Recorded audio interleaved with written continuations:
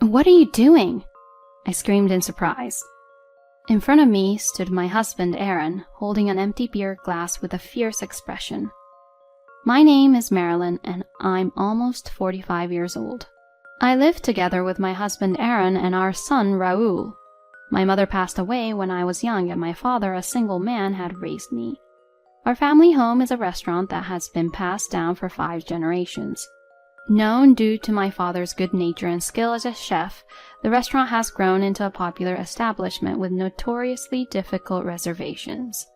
Since I can remember, my father has been asking me to take over the restaurant. I wanted to fulfill his request because I love and respect him deeply. However, I had reasons why I couldn't inherit the restaurant. Firstly, I was terrible at cooking. Even when following recipes, the result would turn out completely different. No matter how much I practiced, I couldn't improve. Secondly, and this was a major issue, I couldn't handle customer service. I think people who say serving is easy have excellent communication skills, which I lacked severely. My communication skills were significantly subpar. Whenever I stood in front of others, my mind went blank. Making eye contact and speaking to people was impossible for me. Just taking orders would end up angering the customers. After helping out at the restaurant multiple times, I realized I was causing inconvenience by being there. I realized that I lacked the talent for customer service. With that in mind, I started considering the possibility of being useful behind the scenes. I enrolled in a business school to learn about management. That's where I met my current husband. Aaron was the complete opposite of me, always the center of his friend groups. I guess this is what they mean by having high communication skills. I always watched Aaron from afar with this thought in mind. Being socially awkward, I was naturally alone at university, but I didn't mind. However, being alone seemed to attract attention, and "We're going out for drinks with everyone. Want to come along? If it's not possible, that's okay, but if you can, definitely join us." That's how Aaron approached me. Later, I heard from Aaron that he had been curious about me. "You were always alone, right? And you were constantly watching me. But you never approached me or anything. That's why I got really curious." That's what Aaron said. "No, it's not like I was watching you with the intention of talking to you. I was just watching you because I couldn't approach you." I said that, surprising him. It seemed like Aaron couldn't understand my behavior, but I could understand what Aaron was saying. A lonely woman constantly glancing in his direction. Of course, that would pique his interest. I declined the invitation for drinks, but it became an opportunity for us to start talking and gradually become closer. Aaron had a similar background to mine, but he has siblings. "My older brother will inherit the family business, so I don't really need to study management. Well, it's just a precautionary measure, I guess," he said with a shy smile. I had an even better impression of him as a caring and family-oriented person. Aaron would talk about anything, so I also became comfortable sharing my thoughts. Naturally, I revealed that my family runs a restaurant and that I would eventually have to inherit it, along with my concerns about it. Aaron, having learned about my worries, "I'll help. I'm good at customer service that you struggle with, so I can assist you," he said. "Huh? Really? So does that mean you'll become my husband?" I blurted out those words unintentionally. "Yeah, I intended it as a proposal," Aaron said with a laugh. That became the starting point of our relationship.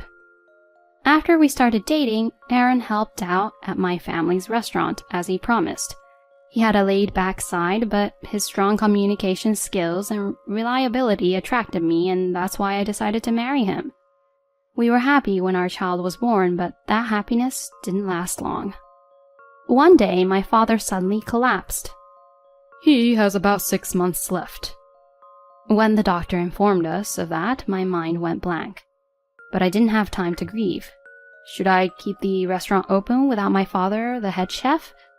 "If possible, could you continue operating the restaurant for the sake of the customers?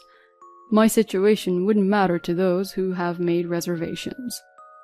My father, looking worn out, said that to me, and I was troubled about what to do. I'll open the restaurant in his place, so Marilyn, stay by your father's side. With a strong tone, Aaron said those words. My father was surprised. Is it okay? It'll be a great help. The current chefs are all capable of doing the work. The quality of the food won't decline. Aaron, thank you. I'm counting on you. My father said repeatedly, bowing his head to Aaron. Suppressing the urge to cry, I also thanked Aaron multiple times. Without any hesitation, we entrusted everything about the restaurant to Aaron. This is the beginning of the incident. We noticed something was amiss about a month later. When I stopped by the restaurant after my father's hospital visit, "Excuse me, may I have a moment?" The employee approached me and said that. The employee is a woman in charge of catering, and she has been working for us for 5 years. You're the person who came in as a substitute for the head chef, and you're acquainted with the owner, right? By any chance, are you aware of the complaints from the other chefs? She said awkwardly. Acting head chef, I had never heard of such a thing. This comes as a surprise. Wait, a substitute? We didn't bring in any substitutes. My father told me that the current chefs can handle everything, even in the absence of the head chef. I said this in surprise. I can't believe it. He's been here for a month already. He was supposed to take over as the head chef, but he hasn't done any work at all. Please verify it with your own eyes. She said that and bowed her head before returning to work. What on earth is going on? My mind was filled with question marks. I don't suspect Aaron, but I can't ignore the voices from the employees. I have to confirm it somehow. The next day, I immediately informed Aaron that I would be going to the hospital and decided to sneak a peek into the kitchen.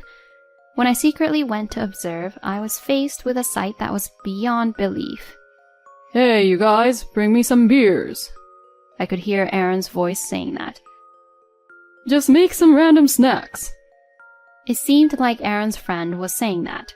The two of them were using the chefs as their servants and doing whatever they pleased since morning. Drinking alcohol in the kitchen, my father would have been furious if he saw that. Suppressing my surprise and anger, "What are you doing?" I calmly asked, as soon as Aaron saw me. The hospital. Why? He panicked and was flustered. I had some errands and stopped by. Who is this person, by the way? And what have you been doing since morning? I asked, and Aaron seemed to resign himself.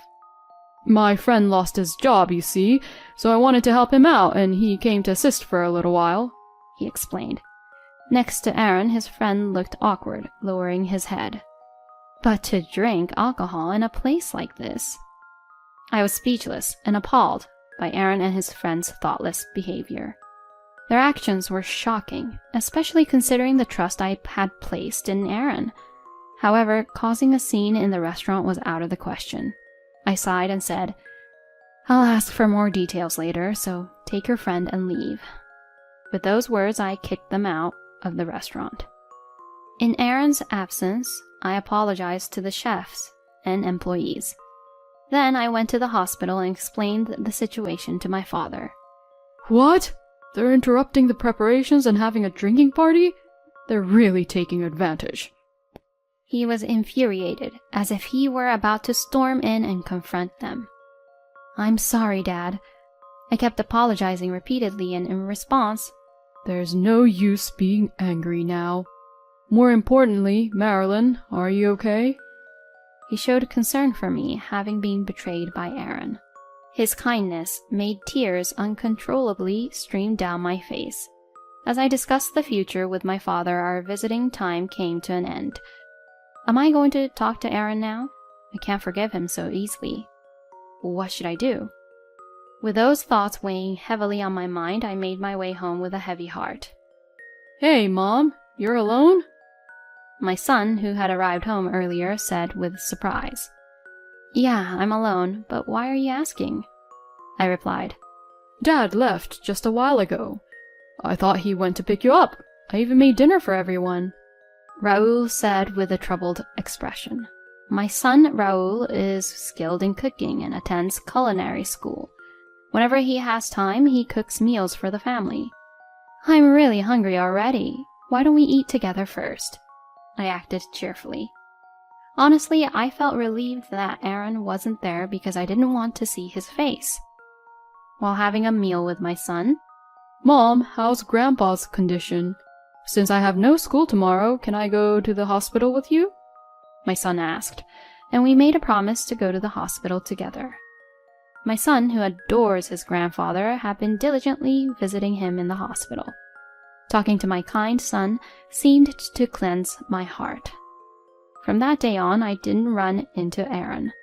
I was busy taking care of my father and work, and when I returned home, it was already late at night, so I would quickly fall asleep out of exhaustion. On the other hand, Aaron would come home, but I had no idea where he went or what he was doing. I realized that Aaron was avoiding me, but I was too busy to do anything about it, and as months passed without finding time to talk to Aaron, my father passed away. As soon as the funeral was over, I was overwhelmed with deep sadness and became completely worn out. In that state of lethargy, Aaron took the initiative and acted in my place. Despite avoiding each other until now, there were so many things I wanted to say to Aaron all of a sudden, but I couldn't find the energy to say them. Mom, I'll help out at the shop. Take some time to relax. My son spoke up. That's right, leave the shop to me and Raoul. Aaron also chimed in, but I coldly replied, I'm sorry, but I can't entrust it to you. Aaron chuckled with a smirk and said, I understand, but isn't it worrisome to rely only on Raoul? I won't do the same things as before. I won't go into the kitchen, he said. Certainly, I couldn't entrust the shop solely to my student son, but I had no choice but to seek help from Aaron, who was still part of our family. So, temporarily, I entrusted the management of the shop to Aaron. Little did I know that this decision would become the biggest mistake of my life. They say people change with money, and Aaron's transformation was evident for all to see. Suddenly, his appearance became flashy, and he started going out for drinks frequently, using business as an excuse. He would come home drunk in the early hours of the morning. When I would reprimand them, he replied, Shut up! Building connections with fellow professionals is also about attracting more customers. It's absurd for you to complain when I'm doing it for the sake of your shop, he retorted, getting defensive. But things have been strange lately. Even the clothes you're wearing now, all of them are branded. I pointed out his careless spending. Listen, you can't represent a long-standing establishment looking shabby. I'm considering the brand image of your shop. With a sigh that showed his annoyance, Aaron continued. If you don't pay attention to these things, you'll go under, he said. Those words left me exasperated. My father managed to run the shop successfully without dressing up like that, I replied. Then Aaron, Huh? Your father is just a chef. He's a novice when it comes to running a business with cooking as his only skill, he said, belittling my father. Aaron pulled a beer out of the fridge and poured it into a glass. Do you even understand the current situation? I'm working in your place, you know. Instead of complaining, you should be grateful, he said, looking down on me. Are you serious? I asked. Just think about it. When you were involved in running the business, you couldn't have this kind of lifestyle, right? I have a better sense of management. I feel sorry for your father, too. He couldn't enjoy himself before he passed away. Saying that, Aaron laughed and gulped down the beer. Watching him, all the blood drained from my head. I felt a rage so intense that my vision darkened. Sense of management? Cut it out already. I've been handling the bookkeeping for a long time, so I'm well aware of the business situation. Where on earth is all this disposable income coming from? Have you been touching the shop's money? And as soon as I questioned him, Shut up! Aaron shouted angrily. At the same time, I became drenched. What are you doing? I screamed, not understanding what had happened. Aaron raised his voice. Who's responsible for our luxury? If you don't like it, then get out! He stared at me with a terrifying expression. In shock, I stood frozen in place. Mom, are you okay? My son said while running up to me. I finally understood the situation when I saw that Raoul had a towel in his hand. Aaron had poured beer all over me. As beer dripped from my hair and the scent of alcohol filled the air, I couldn't stop the tears of frustration. Dad, you've gone too far. My son said to Aaron. Do you think that's okay? You'll end up leaving too. Aaron smirked and tried to intimidate even our son. In that moment, as I tried to intervene, You should be the one to leave, my son said coldly.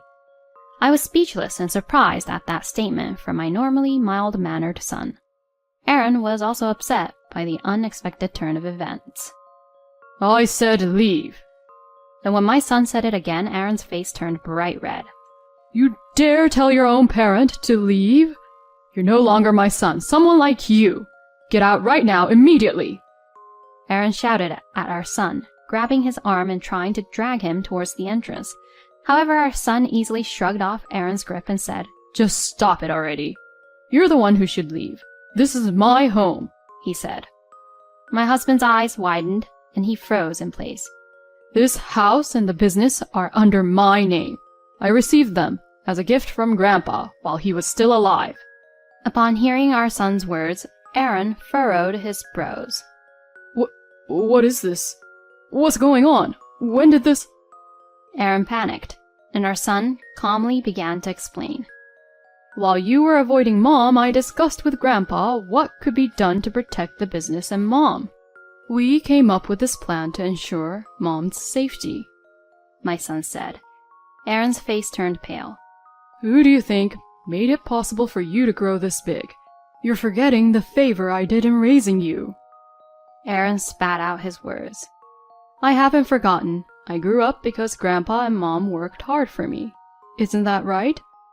My son calmly replied. What did you do for me, Dad? When it came to tuition fees and career choices, it was Grandpa and Mom who were there for me. You were in no position to tell me to leave. With relentless words from our son, Aaron hung his head and slumped his shoulders. And with an empty expression, he said, How is Marilyn going to run the business in such a situation? You're so reliant on me, yet all you do is talk back. If you apologize now, I'll forgive you. Come on, apologize quickly. He was pressuring us to apologize. Apologize? I was perplexed, but my son intervened. Mom, you don't need to apologize. It's Dad who should apologize. Mom, stay strong. His words snapped me out of it. You're right. I'm not in a state where I should apologize anymore. Saying that, I handed over a document. Huh? What's this? It's the divorce papers. In reality, after discussing the future with my father, I had gone to retrieve the divorce papers. I couldn't forgive being betrayed. But then my father said, You can get a divorce anytime. First, think carefully about your own happiness before making a decision. He advised me, and I had been thinking about it all this time. Finally, I had my answer. Please divorce me. When I said that, Aaron's face contorted and he replied, No way. You must be joking, right? He said. She's not the kind of woman who jokes about something like this. Aaron, you know my mom's personality better than anyone, right? He looked straight into Aaron's eyes. Aaron's face turned even paler than white at my words. As expected, Aaron threw a tantrum and refused to get a divorce. But I had anticipated this outcome. You spent some of the store's money. Did you know that you are guilty of embezzlement? If you won't agree to divorce, then let's fight to the end. When I conveyed my determination to Aaron, he reluctantly agreed to the divorce. The assets we shared as a couple were minimal. The property inherited by my son from his father was not subject to division, so we were able to protect the shop in our family home. As for Aaron, it seemed that he couldn't change his extravagant lifestyle that he had once adopted.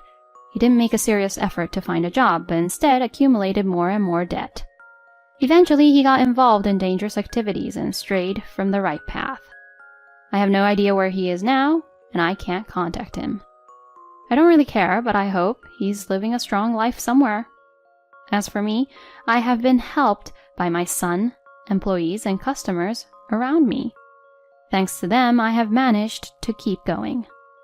It's painful that things I thought wouldn't change have indeed changed, but I've come to understand that change is inevitable.